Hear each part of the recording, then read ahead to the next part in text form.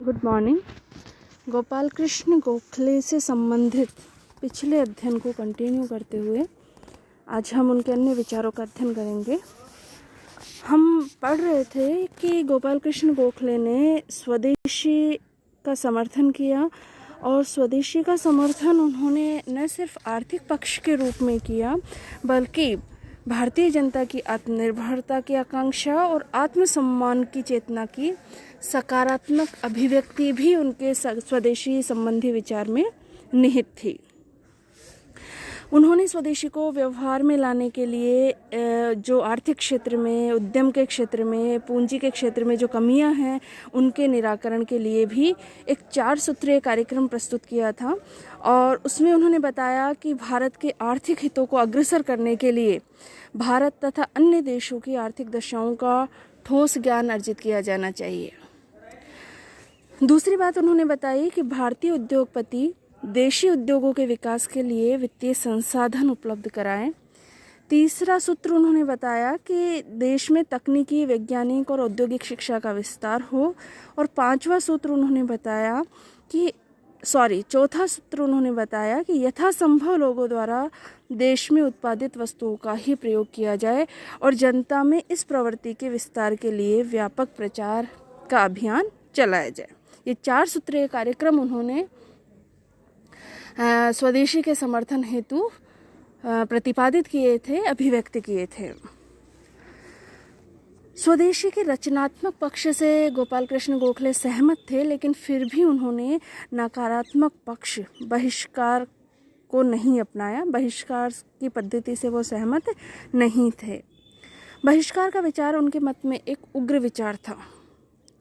हम पढ़ेंगे कि उग्रवादी विचारधारा के जो समर्थक लोग हैं, सेकेंड ईयर में भारतीय राज्य व्यवस्था में उदारवाद और उग्रवाद के अंतर में आप ये अध्ययन करेंगे कि उग्रवादी विचारधारा के लोग बहिष्कार का समर्थन भी करते थे स्वदेशी के साथ साथ, लेकिन उदारवादी विचारधारा के जो समर्थक थे वो स्वदेशी का समर्थन तो करते थे लेकिन बहिष्कार की पद्धति को अपनाने का उन्होंने विरोध किया। बहिष्कार का विचार उनके मत में एक उग्र विचार था जो अपने आप में ही प्रतिशोध की भावना का संकेत देता है। गोपाल कृष्ण गोखले मानते थे कि बहिष्कार का जो विचार है एक उग्र विचार है जिससे प्रतिशोध की भावना झलकती है। गोखले का ये मानना था कि विदेशी और स्वदेशी को अपनाने का एक सहज परिणाम हो सकता है, किंतु बहिष्कार स्वदेशी के प्रति समर्पण का सहज परिणाम नहीं अपितु एक नकारात्मक दृष्टिकोण है।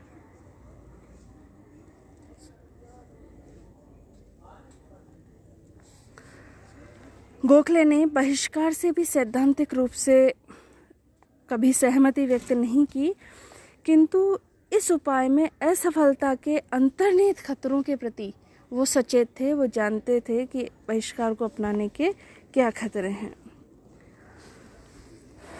गोखले ने आर्थिक बहिष्कार की भांति ही सरकारी नौकरियों के बहिष्कार के प्रस्ताव को भी व्यवहारिक माना और व्यक्त किया कि इससे भारतीयों के हितों की वास्तविक पूर्ति नहीं हो सकती है, इसलिए स्वदेशी का तो समर्थन करना चाहिए लेकिन बहिष्कार की पद्धति का परित्याग करना चाहिए।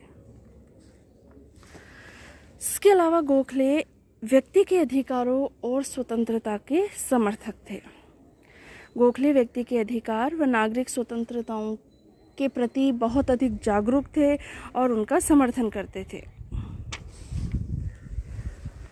गोखले ब्रिटिश शासन के अधीन जनता के अधिकारों के अतिक्रमण से बहुत अधिक दुखी थे, बहुत अधिक क्षुब्ध थे और उन्होंने स्पष्ट किया कि ब्रिटिश साम्राज्य के अधीन कहीं भी जनता के अधिकारों पर नियंत्रण रखने के संबंध में सरकार इतनी शक्तिशाली नहीं थी जितनी कि भारत में थी।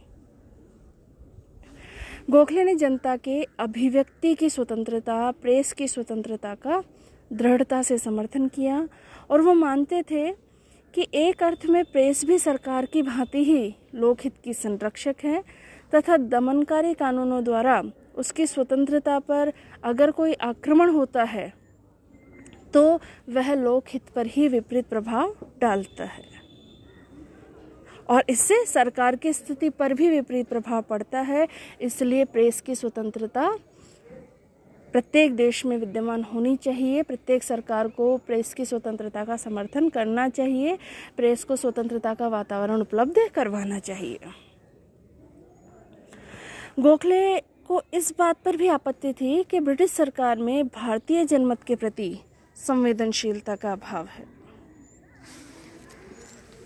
इसके अतिरिक्त गोखले राजनीति के आध्यात्मिकरण की बात कहते थे। गोखले राजनीतिक गतिविधियों और सार्वजनिक जीवन में साधनों की पवित्रता का समर्थन करते थे।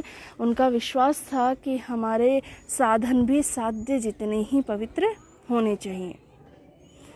उन्होंने कभी भी इस दृष्टिकोण के प्रति सहमति व्यक्त नहीं की कि पवित्र लक्ष्य की प्राप्ति के लिए कोई भी साधन अपनाया जा सकता है।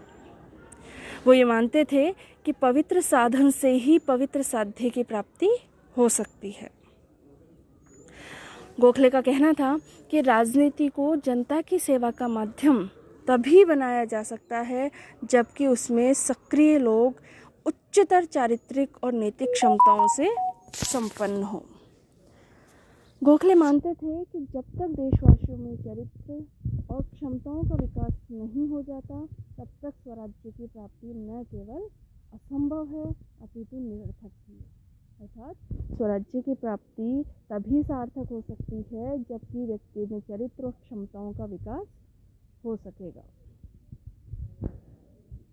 उन्होंने जिस संस्था की स्थापना की थी, सर्वेंट्स ऑफ इंडिया सोसाइटी, हमने आपको पहले भी बताया था, उस संस्था के माध्यम से राजनीति के आध्यात्मिकरण का उन्होंने संगठित प्रयास किया। इस संस्था की स्थापना के मूल में उनकी ये इच्छा थी कि ऐसे लोगों को प्रेरित किया जाए, प्रशिक्षित किया जाए जो सभा के कार्य को आध्यात्मिक लक्ष्य मानकर पवित्र यज्ञ की भांति संपन्न कर सके। ऐसे लोगों को प्रेरित और प्रशिक्षित किया जाए सर्वेंट्स ऑफ इंडिया सोसाइटी के माध्यम से।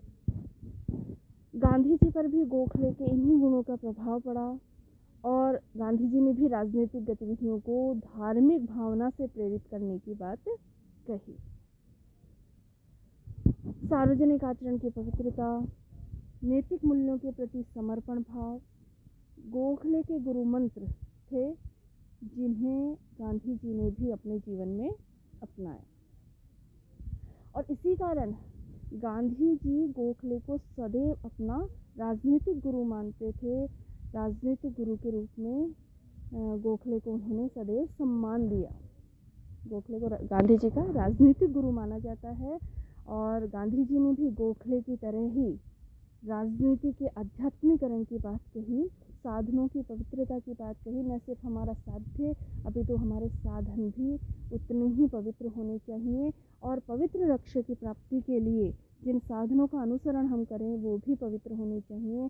इस विचारधारा का समर्थन गोखले ने भी किया और इस विचारधारा का समर्थन गांधी जी ने भी किया। सांप्रदायिक सद्भावना में इनकी आस्था थी। गोखले की काफ़ी गहरी आस्था थी सांप्रदायिक सौहार्द में इनकी, और ये मानते थे कि भारत के राजनीतिक, आर्थिक और सामाजिक विकास का लक्ष्य तभी प्राप्त किया जा सकता है जबकि भारत में धार्मिक विचारों के, भिन्न धार्मिक विचारों के लोग परस्पर एकता और सहयोग की भावना से जुड़े रहे। ये भिन्न भिन्न धार्मिक विचारों के लोग हैं, हिंदू, मुस्लिम, सिख, ईसाई, ये सभी एकता और सद्भाव से जुड़े रहे तभी भारत की सामाजिक, राजनीतिक और आर्थिक उन्नति हो सकती है। गोखले स्वयं धर्मपरायण हिंदू थे और अन्य धर्मावलंबियों के प्रति घृणा या वैमनस्य का भाव धारण करना उनके लिए निंदनीय था, उनके लिए धर्म विरोधी कृत्य था। हिंदू होने पर भी उन्होंने कभी हिंदू कहलाने में गर्व का अनुभव नहीं किया, बल्कि हिंदू कहलाने की अपेक्षा गोखले अपने आप को भारतीय कहलाना पसंद करते थे। हिंदू मुस्लिम एकता को देश की भावी प्रगति के लिए गोखले ने अनिवार्य माना और वो बहुत दुखी थे इस बात से कि इन दोनों समुदायों के मध्य बिना किसी कारण के कटुता और तनाव उत्पन्न करने के प्रयास होते रहते हैं। वो ये मानते थे कि भारतीय राजनीति का ये ज्वलंत सत्य है कि राष्ट्र के रूप में भारत का तब तक कोई भविष्य नहीं हो सकता जब तक कि समस्त सार्वजनिक विषयों में दो बड़े समुदायों हिंदू और मुसलमान के मध्य सहयोग की भावना स्थायी रूप से विकसित नहीं हो जाती, तब तक भारत का कोई भविष्य नहीं हो सकता। क्योंकि दोनों समुदायों के बीच जो कटुता और तनाव है, ये भारत की प्रगति, विकास और भारत के सुनहरे भविष्य के मध्य बाधा उत्पन्न करता रहता है। तो इस तरह गोपाल कृष्ण गोखले सांप्रदायिक सद्भावना के समर्थक थे, सांप्रदायिक सद्भाव के समर्थक थे, और उनका सदैव ये प्रयत्न रहता था कि जो भी विभिन्न धार्मिक विचारों के व्यक्ति हैं भारत में, उन सब में भाईचारा बना रहे, उन सब में सहयोग और सद्भावना बनी रहे, और इसी का प्रयास उन्होंने अपने जीवन पर्यंत किया भी। धन्यवाद।